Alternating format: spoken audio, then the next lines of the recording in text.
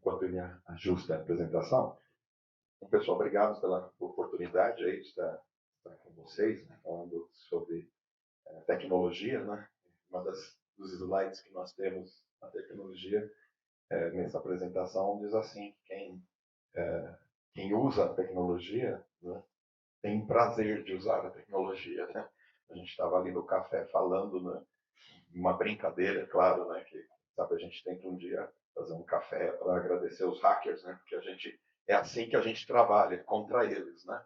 Mas eles providenciam para que a gente esteja em evolução, né, não estagnado em qualquer solução, mas o objetivo sempre nosso é defender, né, não permitir que as operações de ataque tenham sucesso, tá? Então, meu nome é Renato, como o Jorge me apresentou. A gente trabalha a região aqui com nossa account manager, que não está aqui hoje, mas é a Angélica, possivelmente vocês vão conhecer futuramente ela por contato, né? E eu gostaria de falar um pouco mais, nosso tema hoje é falar sobre, além da VPN, né? Eu acho que, não sei quantos aqui, no processo de pandemia, tiveram que criar acessos remotos aí nos seus ambientes. Quem teve que fazer isso? Vários, né? E a solução, se eu perguntar, quantos aqui usaram VPN para fazer isso? Pode me dar um sinal? Tem. Ok. Todos caminharam pelo caminho, né, disponível e que estava ali correto naquela época, né? Então, nosso objetivo aqui é falar sobre as potencialidades aí e operações que outras soluções podem trazer, melhorando esse tipo de operação, caso uma nova pandemia exista, mas também caso você viva o contexto de acesso remoto. Você tenha terceiros na sua empresa, tenha operações que são críticas, você precisa compartilhar, em que hoje a VPN ela não atende adequadamente. Tá? Então, por que disso? Porque as ameaças, né, esse é um relatório público que a Sonicol tem, e essas ameaças elas estão em constante evolução. Né? Nos últimos 12 meses aí que a gente tem, houveram só crescimentos nisso, vocês podem procurar esse relatório, é free, tem um código, o QR Code para isso também. E o custo dessas ameaças são cerca de milhões de dólares, em que alguns de vocês aqui, ou muitos aqui no Brasil, podem estar pagando essa conta também. Né? Então, o nosso objetivo é falar que a tendência ela envolve hoje muitas ameaças criptografadas, né, com criptografia, e o crescimento de ransomware realmente aumentou, e o uso de ameaças com criptografadas, o cryptojacking, que é a maneira de usar a sua máquina sem dizer que ele já entrou na sua rede. Né? Então, essa é a pior ameaça que a gente pode contar nos dias de hoje. Não houve impacto, mas o atacante está lá dentro tomando proveito do seu ambiente. Né? Então, é isso que a gente pretende evitar, né, com algumas soluções. Por exemplo, talvez muitos de vocês já conheçam, essa aqui é a malha do Mitre, né, em que soluções de endpoint, como o Jorge mencionou aqui, elas se utilizam e são testadas para comportamentalmente você perceber se a solução tem capacidade de defender não contra um arquivo de vírus, que é muito simples, mas defender contra um ataque real em processo. E esse ataque real em processo, ele normalmente inicia nessa camada. O que o Mitre diz, ele fala, eu vou avisar vocês todos os tipos de ataques e vocês se preparem para as possíveis defesas. E as soluções de proteção têm feito isso. Então, uma vez que eu tenho um ataque inicial, seja de brute force, ou seja de engenharia social, para conseguir a sua senha, seu usuário e senha, que é a parte mais fácil, que na Dark Web você já consegue vender isso, mas aí eu vou caminhar para os outros níveis, de persistências, defesa, acesso a credencial, movimento lateral. Aqui eu já estou dentro da rede, tá, ok? Do ambiente de vocês. E aqui eu vou chegar aqui até Command Control, e com surpresa é o que a gente percebe, que muitos ataques eles se ficam nesse nível e eles não caminham para o impacto. O impacto seria depositar um ransomware e pedir um resgate para vocês, mas muitas empresas já estão preparadas até com esse conceito de ser ruim, e problema de imagem e tudo mais. Né? mas eles ficam nesse nível, e nesse nível eles estão fazendo duas coisas: ou cryptojack do seu ambiente, usando o processamento da sua rede, ou mesmo roubando informações para depois fazer um suborno de uma forma que é mais crítico se eles vierem a divulgar as informações. Então, o objetivo é sempre ter soluções em que permitam, ou melhor, não permitam chegar nesse nível de operação, de vocês estarem sofrendo exfiltration ou mesmo o processo de ataque. Okay? Então, aí que vem a pergunta, né? Para estarmos seguros, precisamos mais do que uma VPN? Né? Eu creio que é uma frase, né, que a gente ela tem a tendência de uma resposta, né? Mas eu queria mostrar as razões dela. E nesse contexto, como todos nós vivemos aí o processo da pandemia, ou dia a dia você tem que tomar decisão sobre segurança, envolve aqui uma necessidade de tomar decisões. Há 2 anos atrás, uma tomada de decisão precisou ser feita. Como eu vou pôr o pessoal remoto? E vocês tomaram a decisão e estamos vivos até aqui, seja custos ou pesos que existiram, mas estamos aqui. Mas nesse contexto, a gente tem um tema chamado paradoxo da escolha, que eu queria compartilhar um pouco com vocês, além do contexto técnico, né? Que a gente quer falar um pouco, tá? E perceber sobre o tema se a gente precisa de algo mais, né? Então, sobre isso, existe a questão de meditar aí no contexto da segurança na escolha, e nessa escolha aqui é que entra o nosso paradoxo, né? Então, o Barry Schwartz, ele diz assim, que o problema da escolha, e nós estamos envolvidos nisso na área técnica, é que solução utilizar, quantos fabricantes aqui o Jorge mencionou, né? Quantas tecnologias estão envolvidas, e quantos vocês vão ouvir, e vocês são as pessoas que vão ter que tomar a decisão sobre qual fabricante, qual escolha tomar, em que vou fazer isso. E o Barry Schwartz, ele não aborda a área técnica, mas ele aborda a área comportamental da escolha. E ele diz o seguinte, né, nesse estudo dele, que hoje em dia, por exemplo, né, não sei quantos aqui tem filhos ou filhas, né, adolescentes aí, né, na idade de namoro. Alguém tem essa questão? Tem algum Jorge aí? O resto está tudo feliz, né? Não tem essa operação. Então tá. Mas o que acontece? Ele diz o seguinte, que o pessoal que tem essa fase hoje, ao contrário de nós, nós encontramos as nossas esposas, ou sei lá, vou dar um chute aqui, mas talvez na faculdade, na escola, ou na quermesse, né, como tinha, né, nos encontros, e você olhou, viu o rosto dela, falou, essa daí, poxa, vamos seguir, e seguiu em frente, você fez uma escolha.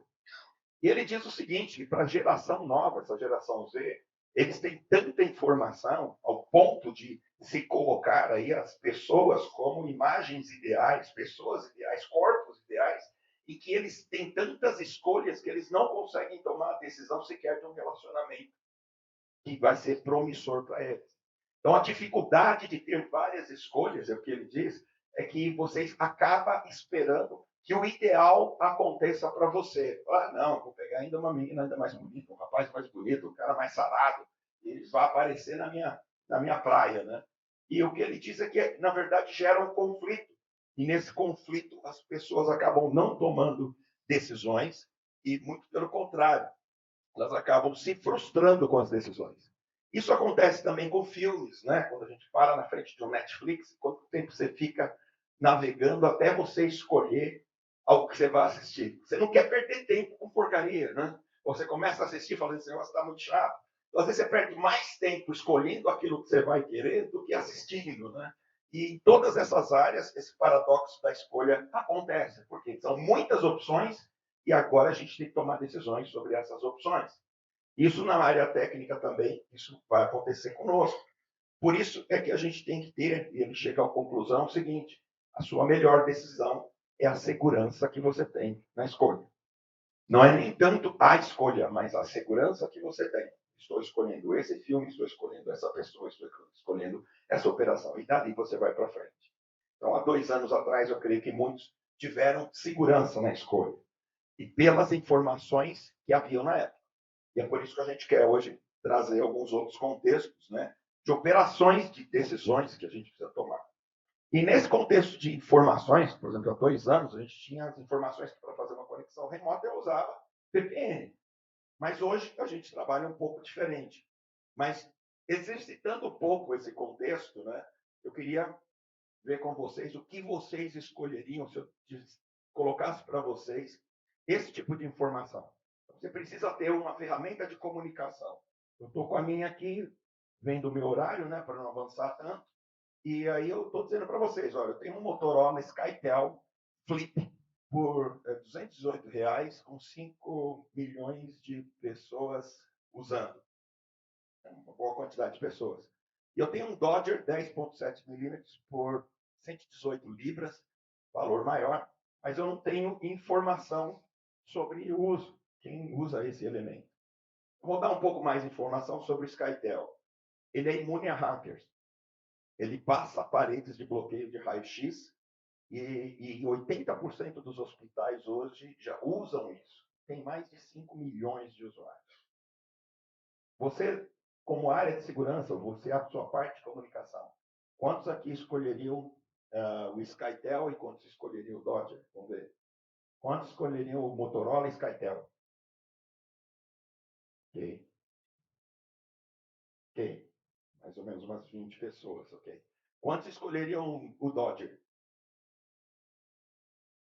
Praticamente ninguém. Porque eu não tenho informação adequada sobre a quantidade de usuários. Né?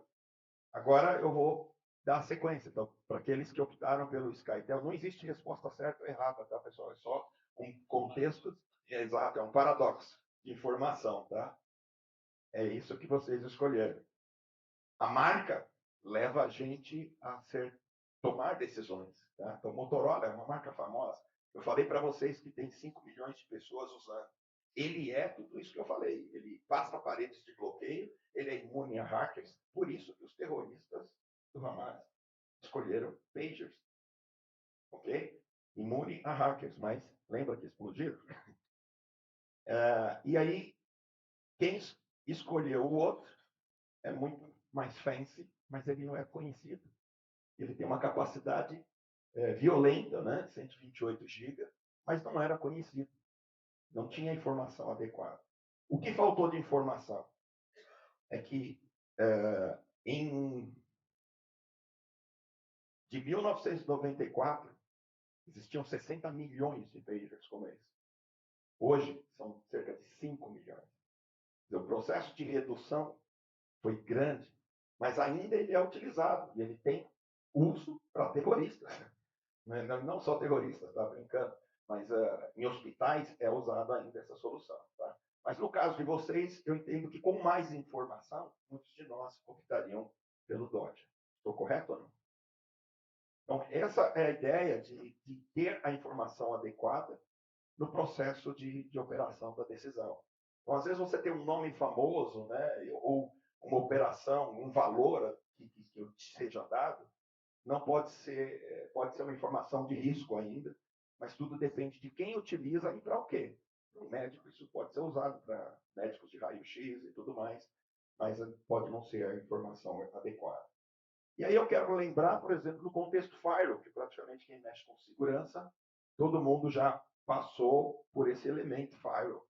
E o que aconteceu com ele? Né? Hoje o Firewall amadureceu e ele vai muito além de proteger ameaças ou de fazer bloqueio de mensagens. Tá? Então, olhando aqui, isso aqui é uma operação neutra, tá ok, pessoal? Tem 11 utilidades do Firewall. Às vezes a gente está usando só parte dela. E eu vou passar rapidamente aqui, mas ele pode controlar aplicações, gerenciar a largura de banda, bloquear aplicações, bloquear componentes, visualizar tráfego, gerenciamento de largura de banda, bloquear ataques de ransomware, identificar conexões por país, prevenir vazamentos de dados por e-mail, prevenir vazamentos de dados por web e-mail, gerenciar largura de banda e o streaming de áudio e vídeo. Todas essas funções, possivelmente vocês estão com equipamentozinho dentro do seu ambiente e talvez não usaram todas. Mas eu queria chamar a atenção em uma coisa. O que essa avaliação não mostrou e que a gente normalmente usa? Alguém falou? Acesso remoto. Exatamente. Essa avaliação mostra que o Firewall amadureceu. Mas amadureceu tanto que eles não entendem que o próprio Firewall seja uma ferramenta ideal para acesso remoto. Ok? Eu sei que existe, ele faz, mas ele faz como uma função, não como perfeição. É isso que é o ponto que a gente quer colocar. Por exemplo, se eu tiver aqui avaliar um datasheet genérico, eu vou ter que trabalhar aqui, por exemplo, com um file, e ele está dizendo que ele faz de 10 a 20 GB de file throughput, ok? Mas ele tem um parâmetrozinho aqui que chama-se Thread Protection, que faz esses 10 cair para 1.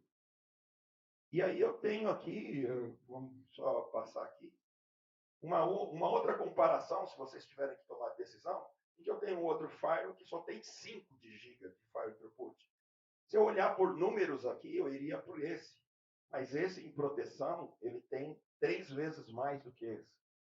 Se eu caminhar um pouquinho mais para frente nessa avaliação, você vê que a queda é de 50% e a outra de 10%. Mas quando eu tenho que trabalhar com acesso remoto, eu vou trabalhar nesse parâmetro aqui. Estou dizendo que eu suporto 11 GB de VPN throughput. E eu estou dizendo para você que eu suporto 16 mil conexões. Agora, se você vai usar isso em proteção, faz sentido eu usar 16 mil conexões, sendo que eu não tenho esses 10, eu tenho 1. Aí, quando você vai fazer a conta, nesse contexto, na relação de VPN, por exemplo, e nessa operação, considerando que eu tenho que ter proteção no meu ambiente, para as minhas 16 mil VPNs eu vou ter uma taxa de 62 bytes por segundo. Dá para trabalhar assim? Possível. Aí você toma a decisão falando, eu vou pegar esse cara porque ele tem 16 mil VPNs. Você não vai conseguir usar isso. É o caso do Motorola. Né? Tem coisas que não vão ser adequadas aqui. Em SSL, ele já é mais coerente, ele manda 500, então você tem 2 MB. Aí eu pego um file que tem menos números de volume, mas ele consegue me entregar naquilo que se capacita 3 MB por VPN. Isso parece ser mais razoável. Em SSL, 6 MB, que bate as mesmas 500. Então, a tomada de decisão, como eu disse, o paradoxo da decisão, ele não basta eu utilizar números grandes. Basta utilizar tem que se utilizar aquilo que eu preciso e como eu vou usar aquela ferramenta. Faz sentido? Tudo bem? Então, é isso que eu queria despertar, né, aqui em vocês. E aqui tem mais um exemplo de escolha. De novo, pessoal, sem escolha certa, errada. Vamos lá. Vamos supor assim, quantos aqui já andaram no carro 1.0 quando saiu? Já tiveram que subir ladeira, ligar ar-condicionado? É bom, né? Difícil, carrega a família, então, junto, falando, não dá para pegar. Ainda mais aqui em Belo Horizonte, né? Tem bastante ladeira, né? Então, vamos lá.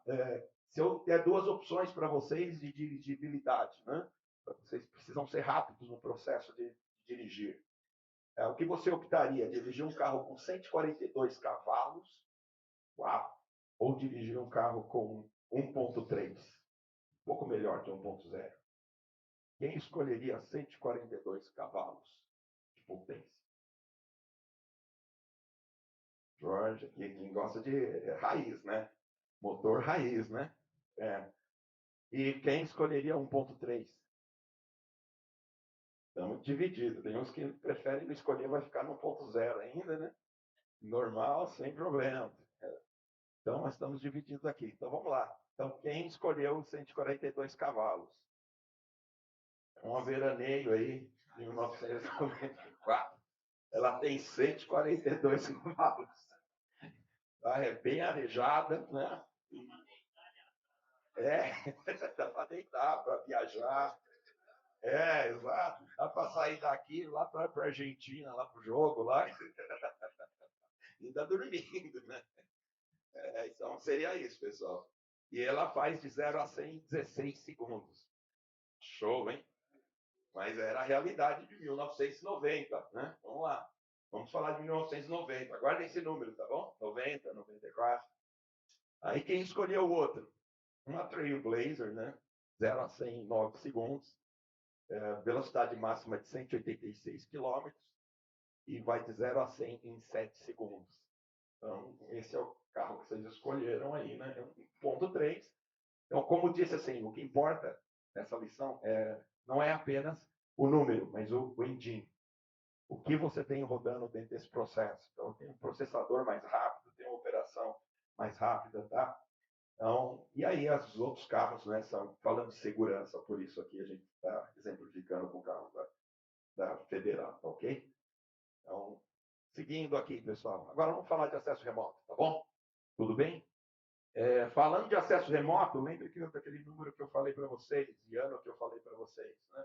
Então, o acesso remoto que a gente faz, eu preciso criar uma operação de acesso remoto, eu vou trabalhar com esses protocolos. IPsec, ter o client, né? Ou posso usar chaves TLS e key com criptografia, e vou trabalhar com algo potencial, são nomes de relevância, tá?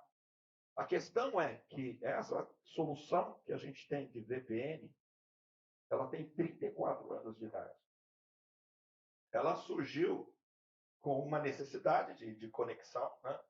E a primeira VPN foi em 1990, estabelecendo túneis VPTP, tá?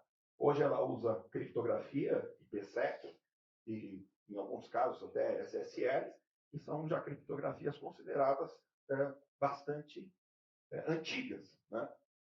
E é essa solução que em 2020 a gente usou. Nesse meio tempo, a gente tinha uma tecnologia que surgiu chamada WireGuard. E essa tecnologia, ela não foi escolhida, porque ela não estava embutida dentro dos nossos firewalls ainda. Tá? Então, a gente usou o que a gente tinha. E por isso a gente usou uma tecnologia de 34 anos atrás. O que representa isso? VPN não traz proteção. Guardem essa frase. Traz privacidade. Por quê? Eu consigo chavear, trazer criptografado dentro de um túnel toda a informação que está no meu contexto remoto, lá do outro lado, vamos dizer assim, até meu data center aqui. Mas eu não enxergo o que está do outro lado. Então eu posso estar trazendo um ransomware criptografado aqui para dentro. Então por isso é que a VPN não tem a flexibilidade daquilo que hoje as aplicações precisam. Você precisa acessar a nuvem, aplicações na nuvem, disponibilizar o Office 365, Teams, soluções de backup, como foi falado, soluções aqui, que você precisa dar manutenção no backup. Eu não preciso atacar a sua empresa, eu posso atacar a sua solução de backup. É só depositar lá o ransomware lá dentro. Você vai ficar fazendo restore e vai ter problema o tempo inteiro. Né? Então, como que eu faço para garantir que tudo isso que está na cloud ou está no meu data center tenha segurança de quem está acessando do outro lado realmente é aquela que a pessoa precisa? Todo mundo concorda, pessoal, que quando você está usando sua máquina em casa, às vezes o seu filho põe um USB, ou ele vai e acessa, não sei se é só na minha casa que acontece isso, né? Acessa um site que não devia, né? E vai para outros lugares. Então, tudo isso é o risco que a gente está levando para a empresa. Tá? Então, a solução de VPN hoje, ela traz esse risco dentro desse potencial. Por quê? Porque ela não tem parâmetros. E aí você fica tentando costurar com soluções paliativas e você não consegue chegar no contexto ideal que uma solução focada em acesso remoto pode trazer. Tá? E é por isso que eu quero falar, por exemplo, do caso do WireGuard. O WireGuard ele já é uma tecnologia voltada para o contexto de nuvem, que é o local mais perigoso. Dentro do seu data center, fechou no data center, você está tranquilo. Então, se eu consigo garantir para você que na nuvem eu protejo, você vai entender que eu posso usar ela também no seu data center. Tá? Então, aonde que eu tenho vantagens nele? Primeiro, ele usa algoritmos de criptografia bem mais avançados que o IPsec e que o SSL. Tá? Então, as chaves RSA já foram quebradas por computadores quânticos. Então, a ideia é eu ter que dar um passo à frente dos meus atacantes. Tá? Então, essa é a ideia. Então, a chave de criptografia é melhor. Ele já traz dentro do contexto dele a operação de roaming. E que isso quer dizer? Você está aqui trabalhando dentro de uma aplicação que está no seu data center ou na cloud. O que acontece normalmente na VPN se ela cair e você tiver que continuar fazendo? Você vai ter que se conectar de novo, fazer a operação de novo, iniciar tudo de novo. No caso, o WireGuard ele já está preparado para roaming. Então, você consegue sair de Belo Horizonte e ir lá para a Argentina, ou assistir o jogo, começou aqui, ou você vai para outro, vai para os Estados Unidos, e de lá você consegue continuar a operação que você tinha feito. Tá? Outro contexto que ele traz da possibilidade é de proteger containers. São aplicações em nuvem, ele já é feito para operação de containers, não simplesmente para servidores de dados. Então, ele já trabalha nessa granularidade de containers. Tá?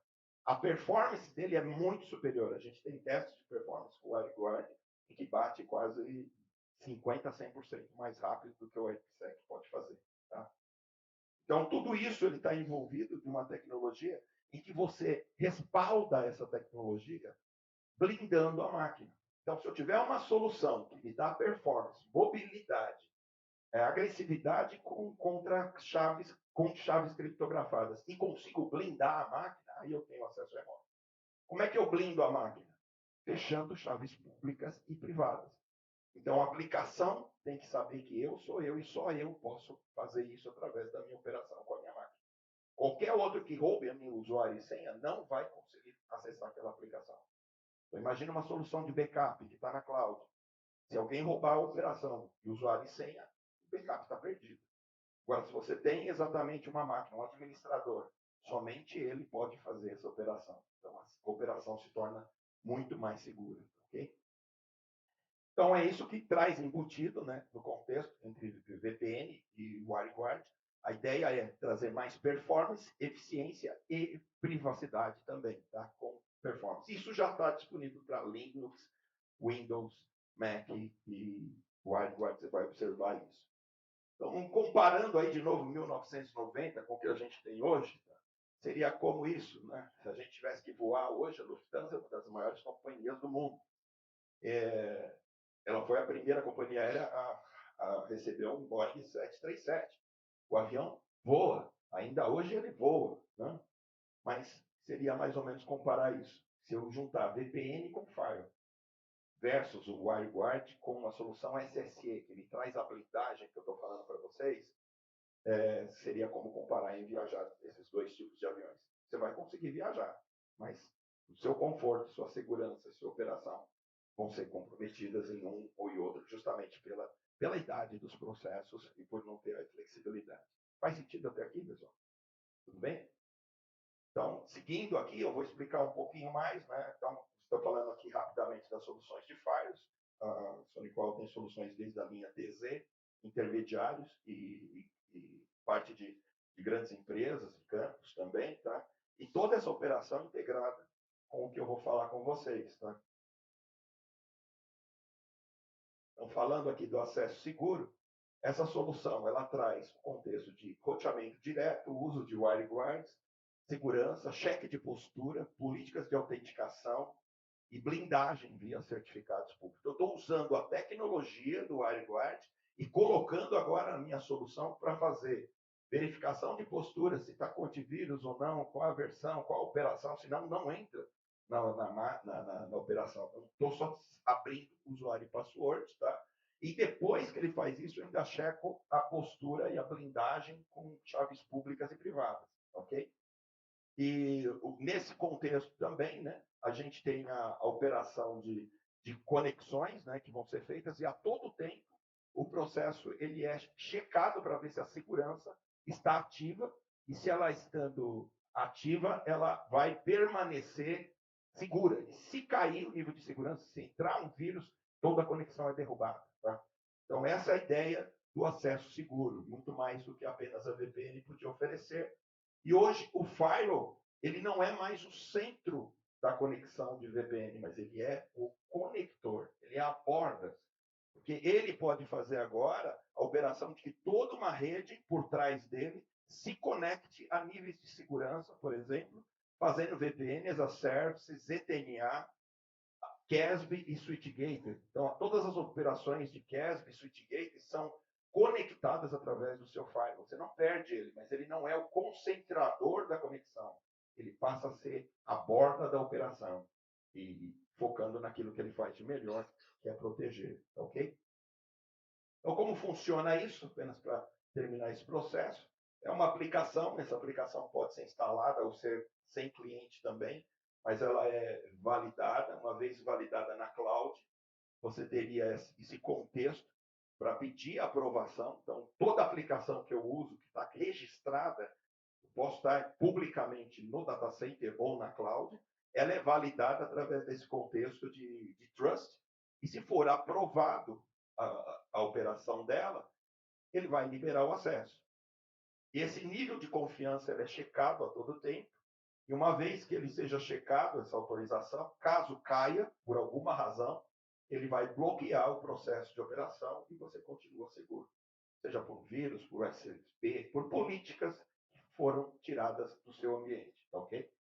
Então, essa é a ideia dele. Tudo isso é autenticado via o Okta ou uma solução similar, então você não precisa se preocupar com o usuário e senha. Se roubarem o seu usuário e senha, também não vai ter problema, porque ele consegue bypassar essa necessidade. Tá?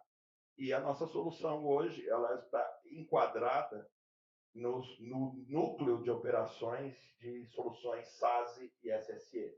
Tá? Então, se você olhar aqui, a gente está falando sim de soluções tipo Zscaler, Cisco, e a SonicWall hoje ela foi testada e essa operação ela consegue, ela é neutra, vamos dizer assim, agnóstica em termos de operações, funciona com qualquer ambiente, não é só com firewalls da SonicWall, mas ela encontrou destaque principalmente porque ela é híbrida. Então, você pode construir um ambiente dentro do seu data center ou na cloud. Muitas dessas soluções que estão aqui é só na cloud. O benefício que você tem na cloud, a gente leva para o seu data center também, através de um conector do Fire. Entendeu a ideia do conector, do Fire? Com o borda, essa é a sequência dele. Tá? E aí ele faz todo esse processo de operação, checagem de postura e posicionando agora o Firewall onde ele faz de melhor e não é para fazer acesso remoto. Ok? Ele faz, mas não é a melhor solução operacional para isso. Esse tipo de solução, a Polícia Britânica já testa isso com a operação de roaming, de contextos e outras operações, acessando Teams, por exemplo, OneNote.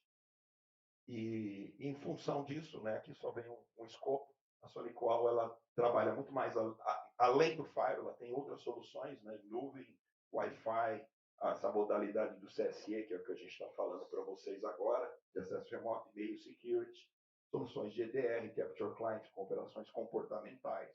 A gente tem uma operação junto também com a SentinelOne, nesse contexto, então nossas soluções são totalmente testadas, e soluções de serviço que nós fornecemos através da NetSol, via MDR, via outras soluções que vocês podem ter, SOC as a Services, validação de ambientes de proteção dentro do seu ambiente com operação 24/7, sendo o serviço SonicWall por trás. Tá?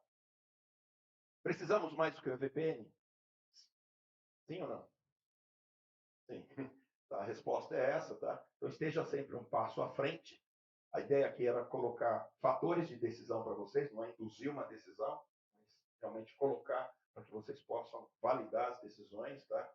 O atacante ele precisa apenas uma brecha. Lembre que aquilo que se fala que não tem condições, o Pages eles não eram hackeáveis, mas explodiram. Né? Então, soluções antigas podem ser complicadas. Sensação de segurança é diferente de segurança. Às vezes a gente está usando VPN achando que a gente está seguro, mas na verdade você está com uma grande brecha. Hoje em dia é considerado uma das maiores brechas de vulnerabilidades dentro das empresas. Ok? Aqui de novo, né? Aqui vocês já sabem a resposta, né? Mas agora aqui, para proteger o perímetro em um link de 40 GB, ficou difícil, hein? Técnico agora. Né? Vou proteger link de 40 GB remoto. O que você usaria? Um firewall com 200 GB de firewall throughput e VPN IPsec? Ou você usaria um firewall com 80 GB de prevenção de ameaças e uma solução SSG? Quem vai na primeira opção? Levanta a mão. Bom, então acho que entendeu. Quem vai na segunda opção? Ok. Pessoal, era isso que eu tinha para falar para vocês, tá? A gente teria uma demonstração, mas o tempo, acho que a gente pode marcar um outro dia para isso. Não sei se tem questões de perguntas, né? Mas fica esse espaço, eu passo para o Jorge. Eu queria fazer uma pergunta, acho que pode ser do interesse de todo mundo. Renato, a maioria das pessoas que está aqui hoje ainda tem um firewall, né? Next Generation Firewall.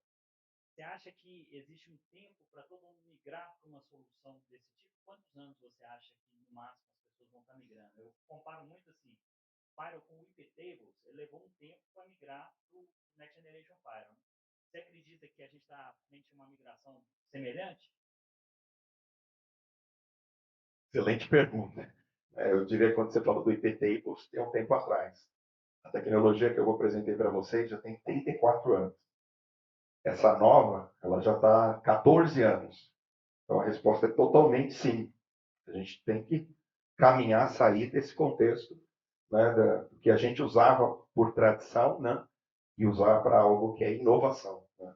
Então a gente está enfrentando isso, e é difícil pôr isso na mente, porque é aquilo. Tá ali, vou usar, é que nem abrir a porta de geladeira. Abriu a geladeira, está lá. Né? Mas às vezes você precisa de alguma coisa que não pode ficar naquela temperatura, vai ter que estar uma temperatura maior. Então, hoje, SSE, SASE, é uma operação em temperaturas maiores. Né? Então, a gente está nessa fase de migração e as empresas precisam se conscientizar disso. Excelente pergunta. Tem mais? Tem alguma pergunta?